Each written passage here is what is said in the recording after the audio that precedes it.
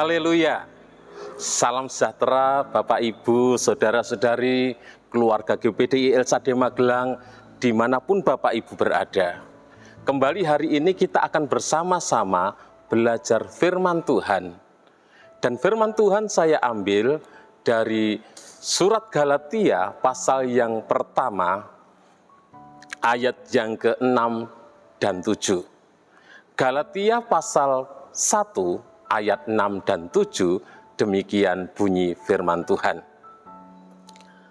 Aku heran bahwa kamu begitu lekas berbalik daripada Dia yang oleh kasih karunia Kristus telah memanggil kamu dan mengikuti suatu Injil lain yang sebenarnya bukan Injil.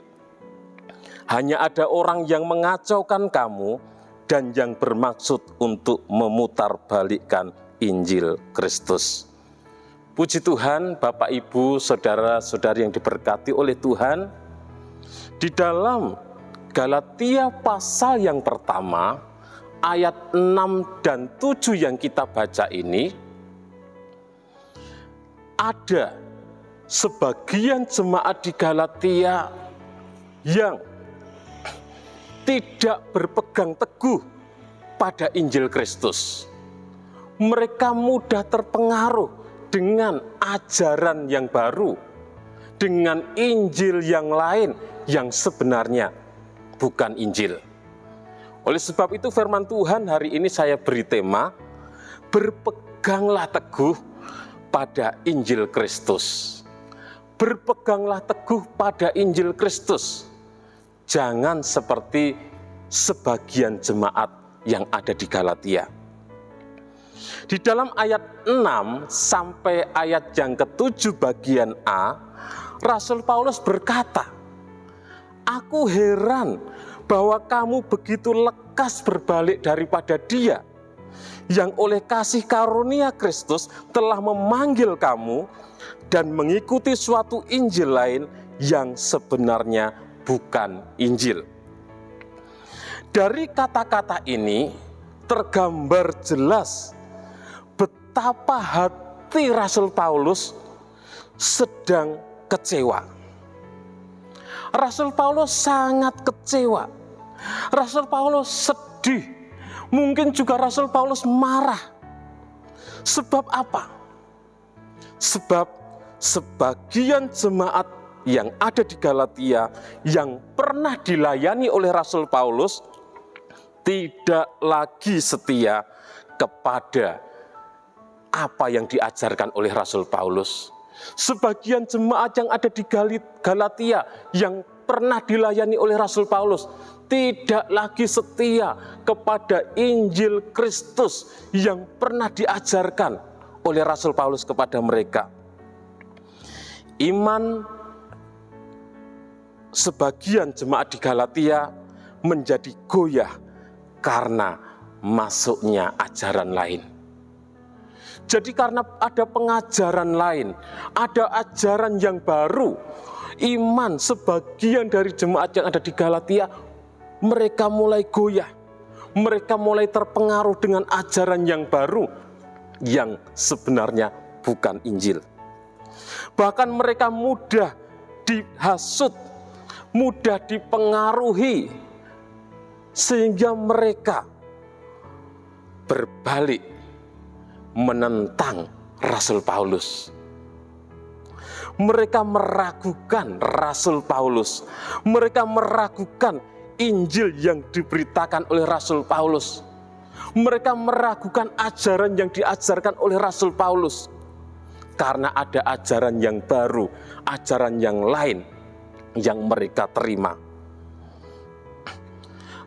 Rasul Paulus tahu semua itu disebabkan, diakibatkan karena ulah dari guru-guru palsu.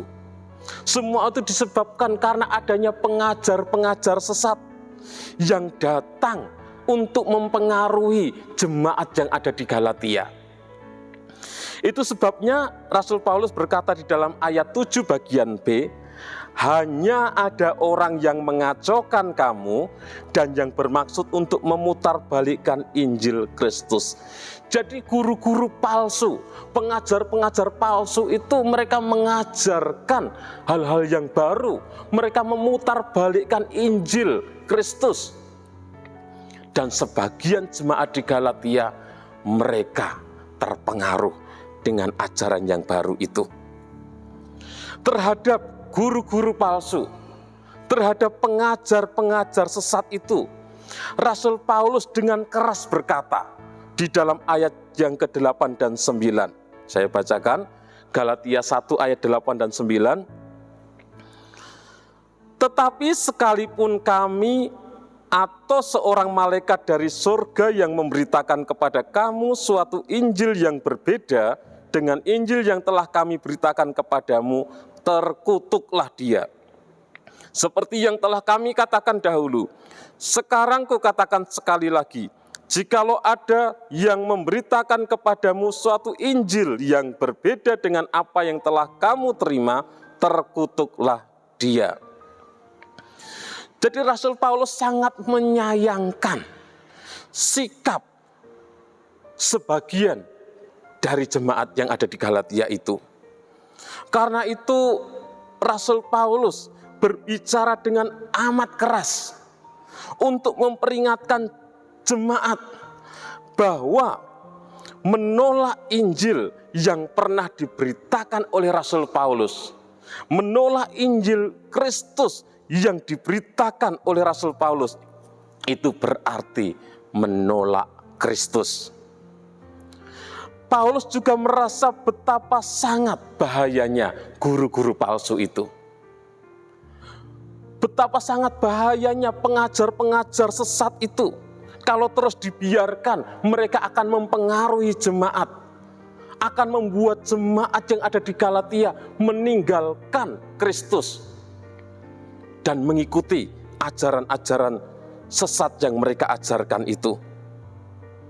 Karena itu Rasul Paulus dengan tegas memberitahukan bahwa siapapun yang mengajarkan Injil yang berbeda dengan apa yang diajarkan oleh Rasul Paulus, berarti mereka menyangkal kepada Kristus. Kalau ada Injil yang berbeda yang diajarkan, itu ajaran yang menyangkal Kristus. Dan orang-orang yang mengajarkan itu, mereka adalah terkutuk. Perbuatan mereka, perbuatan yang terkutuk, perbuatan orang-orang yang mengajarkan Injil yang lain selain Injil Kristus. Kenapa orang-orang Galatia begitu mudah diombang-ambingkan oleh pengajaran baru? Karena mereka tidak berpegang teguh kepada Injil Kristus yang diajarkan oleh Rasul Paulus. Jadi orang-orang di Galatia mudah diombang-ambingkan oleh pengajaran yang baru karena mereka tidak berpegang teguh kepada Injil Kristus yang diajarkan oleh Rasul Paulus. Akibatnya mereka tidak dapat memfilter, tidak dapat menyaring, tidak dapat bersikap kritis terhadap ajaran-ajaran baru yang mereka dengar. Mereka menerima saja apa yang mereka dengar tanpa menyaringnya terlebih dahulu. Hal-hal seperti itu juga terjadi dalam kehidupan umat-umat Tuhan yang hidup di zaman sekarang ini. Ada umat-umat Tuhan yang mudah terpengaruh oleh ajaran-ajaran yang baru. Hanya karena ajarannya lebih menarik, hanya karena ajarannya lebih aneh, ada orang-orang Kristen yang mudah terpengaruh dengan ajaran yang baru, dengan ajaran yang berbeda. Karena ajarannya lebih menarik, karena ajarannya lebih aneh, itu akan mempengaruhi sebagian dari orang Kristen, dari umat Tuhan. Mereka bisa terpengaruh dengan ajaran yang baru kalau mereka tidak berpegang teguh kepada Injil Kristus Yesus. Mereka mudah goyah karena menganggap sesuatu yang baru itu benar. Padahal sesuatu yang baru itu belum tentu benar. Kita harus menjadi orang Kristen yang kritis. Kita harus menjadi umat Tuhan yang kritis. Kita harus menjadi umat Tuhan yang bisa memfilter, menyaring setiap ajaran-ajaran yang kita dengar. Jangan kita menerima begitu saja ajaran yang kita dengar. Ada orang Kristen yang mempersalahkan gerejanya sendiri hanya karena ia melihat sesuatu yang menarik dari tempat lain. Jadi ketika dia suatu saat berkunjung, beribadah ke tempat lain, di tempat lain ada sesuatu yang menarik. Ada orang-orang Kristen yang mempersalahkan gerejanya. Sampai-sampai ada juga yang meninggalkan gerejanya, berpindah gereja. Karena saking terpikatnya dengan suasana yang baru. Saking terpikatnya dengan ajaran yang baru. Saking terpikatnya dengan ajaran-ajaran yang lain.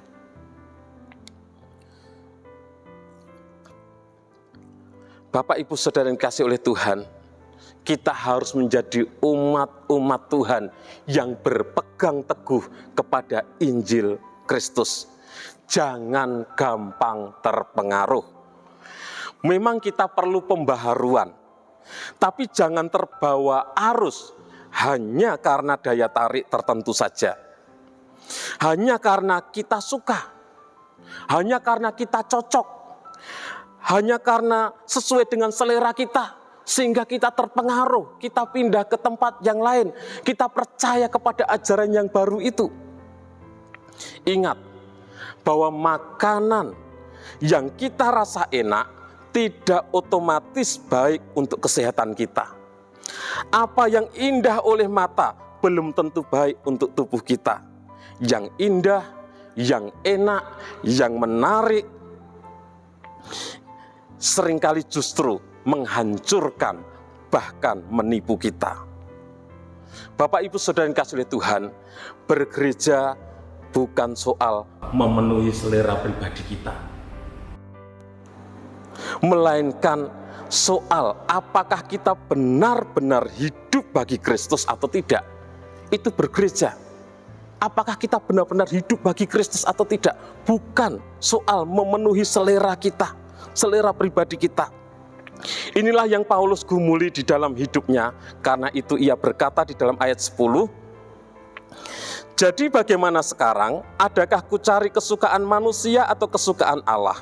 Adakah ku coba berkenan kepada manusia? Sekiranya aku masih mau mencoba berkenan kepada manusia, maka aku bukanlah hamba Kristus. Hidup menurut Injil yang benar adalah hidup menurut kesukaan Allah, dan bukan menurut kesukaan kita. Sekali lagi saya ulang, hidup menurut Injil yang benar adalah hidup menurut kesukaan Allah, bukan hidup menurut kesukaan kita. Kalau kecenderungan kekristenan kita lebih pada apa yang kita sukai, lebih pada apa yang menjadi selera kita, maka kita harus waspada. Kita sedang melenceng dari Injil itu sendiri. Kita harus mengembalikan diri kita pada Injil yang sebenarnya. Injil yang sebenarnya adalah Injil yang mencerminkan pelayanan Kristus yang mau mengorbankan dirinya bagi orang lain. Jika kita teguh pada Injil Kristus, maka kita pun akan hidup sebagai pribadi yang mau berkorban. Kita akan hidup sebagai pribadi yang mau mengorbankan diri kita bagi sesama kita, bukan mengorbankan sesama kita untuk pribadi kita. Bapak, Ibu, Saudara yang dikasihi Tuhan, berpeganglah teguh kepada Injil Kristus. Mari kita berdoa. Bapa kami yang ada dalam kerajaan surga, kami bersyukur buat kesempatan saat ini. Kembali kami diajar oleh firman-Mu untuk kami terus berpegang kepada Injil Kristus. Terima kasih Tuhan, berikan hikmat kepada kami untuk dapat memfilter, menyaring setiap ajaran-ajaran yang kami dengar, setiap ajaran-ajaran yang baru. Biarlah kami boleh terus hidup berkenan di hadapan-Mu, hidup berpegang kepada Injil kebenaran-Mu. Terima kasih Tuhan. Ya Tuhan, tolonglah kami, keluarga GPD LSAD Magelang, untuk terus berjaga-jaga, berdiri teguh dalam iman, bersikap sebagai laki-laki, dan tetap kuat. Berkati seluruh umat-umat-Mu dimanapun mereka berada. Dalam nama Tuhan Yesus Kristus kami berdoa bersyukur. Haleluya. Amin.